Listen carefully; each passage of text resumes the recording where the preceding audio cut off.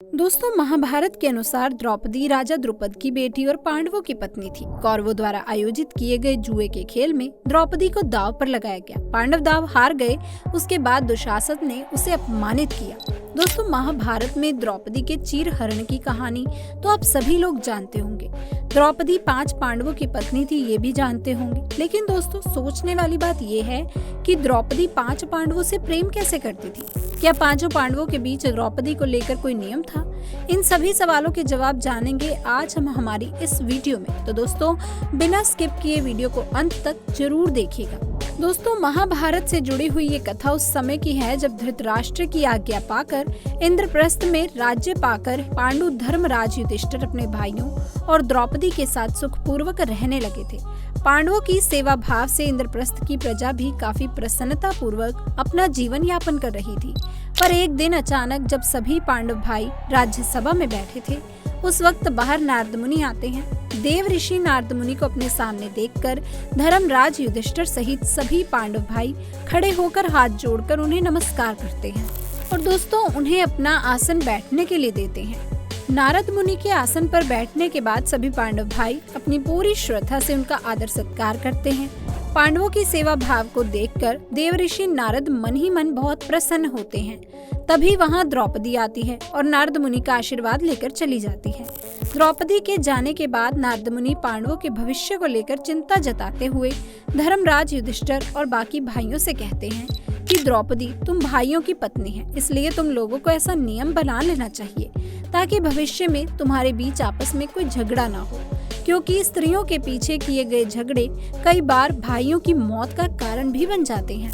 दोस्तों, नारद मुनि की बातें सुनकर 5 भाई सन्न से रह गए और फिर थोड़ा रुककर धर्मराज युधिष्ठिर नारद मुनि से कहते हैं कि प्रभु, हम 5 भाइयों में आज तक कभी द्रौपदी को लेकर कोई मनमुटाव नहीं हुआ और मुझे पूरी उम्मीद है कि भविष्य में भी हमारे बीच कभी ऐसा कुछ नहीं होगा, इसलिए शायद हमें ऐसे कोई नियम बनाने की जरूरत ही नहीं। तब नारद मुनि युधिष्ठिर को समझाते हैं और कहते हैं कि मैं जानता हूँ कि तुम 5 भाइयों में बहुत प्रेम है और इसमें कोई दो राय नहीं।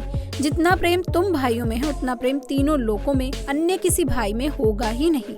लेकिन मैं तुम्हें ये स्पष्ट बता दूं कि नियति को कोई नहीं जानता, इसलिए ऐसी कब क्या जरूरत आन पड़े और तुम्हारे बीच द्रौपदी को लेकर विवाद हो जाए, ये कोई नहीं जानता। इसलिए मैं तुम्हें एक कथा सुनाता हूँ। इस कथा को सुनने के बाद तुम खुद निश्चय कर लेना कि क्या तुम्हें ऐसे कोई नियम बनाने की जरूरत है या नहीं। दोस्तों, इसके बाद देवऋषि नारद मुनि 5 पांडव भाइयों को संद और अपसंद की कहानी सुनाने लगते हैं। दोस्तों, आपको बता दें कि नारद मुनि जिस सुंदर अपसुंद की कहानी पांडवों को सुनाते हैं, उनका वर्णन महाभारत आदि पर्व में वृदागमन राज्य वल्लभ पर्व में वर्णित है, जिसके मुताबिक प्राचीन समय में सुंद और अपसुंद नाम के 2 पराक्रमी भाई थे। दोनों के बीच बहुत ही ज्यादा प्रेम था। उनकी मति सदा एक ही रहती थी। दोनों को देखकर ऐसा लगता था कि वे दोनों एक दूसरे के बगैर अधूरे हैं। एक दिन दोनों के मन में तीनों लोकों को जीतने की इच्छा हुई। इसके बाद वो दोनों भगवान ब्रह्मा की कठोर तपस्या करने लगे। उनकी तपस्या से प्रसन्न होकर एक दिन भगवान ब्रह्मा प्रकट हुए और उन्हें मनचाहा वर मांगने को कहा, जिसके बाद दोनों भाइयों ने भगवान ब्रह्मा से अमर होने का वर मांगा। तब ब्रह्मा ने उन्हें ये कहा कि अधिकार तो सिर्फ देवताओं को है, तुम कुछ और मांग लो। तब दोनों भाइयों ने बहुत चालाकी से भगवान ब्रह्मा से कहा कि हम दोनों को एक ऐसा वर दीजिए कि हम सिर्फ एक दूसरे के द्वारा ही मारे जाएं। तीनों लोकों में किसी में भी इतना बल ना हो कि वो हमें मार सके। तब भगवान ब्रह्मा अपने कहे मुताबिक दोनों को ये वरदान देते हुए चले जाते हैं। दोस्तों, वरदान मिलने के बाद दोनों भाई तीनों लोकों में हाहाकार मचा देते हैं। उन दोनों दैत्य भाइयों ने इंद्रलोक पर भी अपना अधिकार जमा लिया, जिसकी वजह से परेशान होकर सभी देवी देवता ब्रह्मा जी के पास आ गए। तब ब्रह्मा जी ने उनका वध करने के लिए भगवान विश्वकर्मा को बुलाया। भगवान विश्वकर्मा के आने पर ब्रह्मा जी ने उन्हें एक ऐसी सुंदर स्त्री की रचना करने को कहा जिसे देखकर हर प्राणी मोहित हो जाए। तब भगवान विश्वकर्मा ने ब्रह्मा जी के कहने पर एक दिव्य सुंदरी को बनाया। उस सुंदरी के शरीर के अंग सोने की भनकती हुई धमक मारते थे। उसके बाल लंबे, नैन नक्श किसी को भी मोहित कर सकते थे। भगवान ब्रह्मा ने उस सुंदरी को तिलोत्तमा नाम दिया। उसे कहा, देवी, तुम्हारी रचना सुंद और अपसुंद भाइयों के वध के लिए की गई है।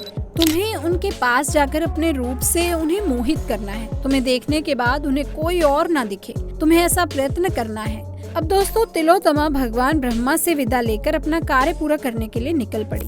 इधर सुंद और उपसुंद दोनों भाई पर्वत पर बैठकर आपस में बातें कर रहे थे। तभी उस पर्वत पर पहुंचकर तिलोत्तमा कनेर के फूल तोड़ते हुए उनकी तरफ बढ़ने लगी। जैसे ही तिलोत्तमा दोनों भाइयों के सामने पहुंची, वो उस पर मोहित हो गए। दोनों उसे अपनी पत्नी बनाने के लिए मचल उठे। जहां सुंद तिलोत्तमा को पत्नी बनाना चाहता था, वहीं उपसुंद भी उसे अपनी पत्नी बनाने के लिए उतावला हो रहा था। तिलोत्तमा को पाने के लिए अब दोनों भाई आपस में बहस करने लगे। धीरे धीरे इनकी बहस एक लड़ाई का रूप ले लेती है। दोनों एक दूसरे पर अस्त्रों से प्रहार करने लगते हैं और अंत में दोनों एक दूसरे से स्त्री की वजह से लड़ते हुए मारे गए। तो दोस्तों इस प्रकार एक स्त्री ने दोनों भाइयों को आपस में लड़ाकर मार डाला। दोस्तों नारद जी युधिष्ठिर से कहते हैं, प्रिय युधिष्ठिर, आप 5 भाई हैं और रानी द्रौपदी आप 5 भाइयों की पत्नी हैं। ऐसे में ये संभव है एक स्त्री आप भाइयों में युद्ध करा सकती है। इसलिए मैं तो आपको यही सलाह दूंगा कि आप लोग रानी द्रौपदी के साथ रहने का नियम बांध लें। जो इस नियम का उल्लंघन करे उसे 12 बरस का वनवास दंड स्वरूप दिया जाए, जिससे आप भाइयों में एक स्त्री की वजह से कभी भी लड़ाई नहीं होगी। दोस्तों इतना कहने के बाद नारद जी वहाँ से चले गए। उनके जाने के बाद 5 पांडव उनकी सलाह को मानते हुए द्रौपदी के साथ रहने का नियम बना लेते हैं। दोस्तों द्रौपदी के साथ कैसे रहना, इसका नियम धर्मराज युधिष्ठिर बनाते हैं, जिसके मुताबिक द्रौपदी हर साल पांडवों में से किसी एक के साथ ही समय व्यतीत करेंगी। यानी द्रौपदी 1 साल तक केवल एक पांडव की पत्नी बनकर रहेंगी और साथ जिस समय द्रौपदी अपने कमरे में किसी एक पांडव के साथ होंगी, उस वक्त उनके कमरे में कोई और पांडव प्रवेश नहीं करेगा। यदि कोई पांडव गलती से भी इस नियम को तोड़ता है तो उसे सजा के तौर पर 12 वर्ष के लिए वनवास जाकर काटना होगा। दोस्तों नियति का खेल कुछ और ही था। एक दिन अर्जुन न चाहते हुए भी युधिष्ठिर के बनाए इस नियम को तोड़ देते हैं। दरअसल दोस्तों एक दिन की बात है, कुछ लुटेरों ने किसी ब्राह्मण की गाय को लूट लिया। उन्हें लेकर भागने लगे। वह ब्राह्मण दुखी होकर पांडवों की महल की तरफ भागते हुए जाता है। उस वक्त महल के बाहर अर्जुन टहल रहे थे। अर्जुन को देखकर ब्राह्मण रोते हुए कहने लगता है कि हे पांडव, तुम्हारे राज्य में मेरी गाय छीन ली गई। अगर तुम अपने राज्य की रक्षा सही तरीके से नहीं कर सकते तो तुम निशंद पापी हो। ब्राह्मण की बात सुनकर अर्जुन उसकी मदद करने का फैसला करते हैं। लेकिन दोस्तों अर्जुन के सामने एक समस्या थी। दरअसल जिस कमरे में राजा युधिष्ठिर द्रौपदी के साथ बैठे हुए थे, उसी कमरे में अर्जुन के अस्त्र शस्त्र रखे हुए थे। अर्जुन अब सोच में पड़ जाते हैं कि वो अर्जुन द्वारा बनाए हुए नियमों का पालन करें या फिर ब्राह्मण की मदद करें। अंत में अर्जुन ये फैसला लेते हैं कि उन्हें ब्राह्मण की मदद करनी चाहिए, तो चाहे उन्हें उसका पश्चाताप करने के लिए वनवास ही क्यों न जाना पड़े।